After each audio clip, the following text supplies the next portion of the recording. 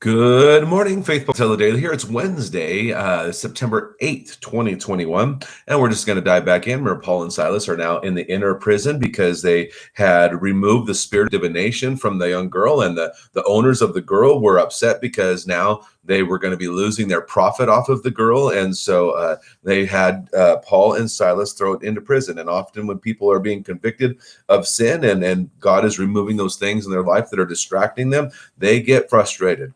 So, verse 25 of chapter 16, we will go through verse 26.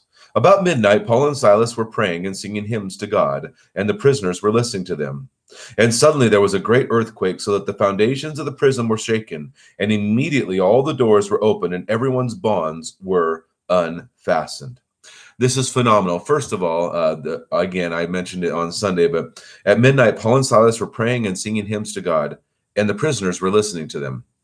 They didn't have much choice. They were, in bonds next to them. But what I want to notice us to notice here is there's great power in prayer and singing to God.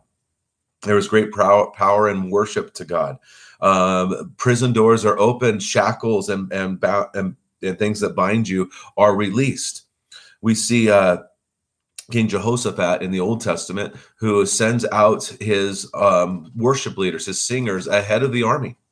And they're singing praise to God, confounds the enemy, and the enemy turns upon themselves. And so when the army arrives, there is everyone dead.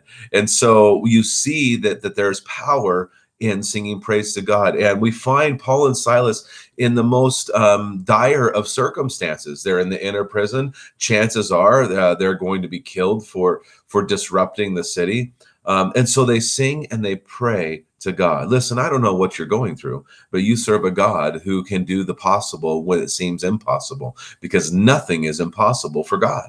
And so in the moment that you're in, whether it's in a good times or bad times or dire times and desperate times such as this, may I encourage you to worship and praise and pray, because God is worthy of it regardless of our circumstance.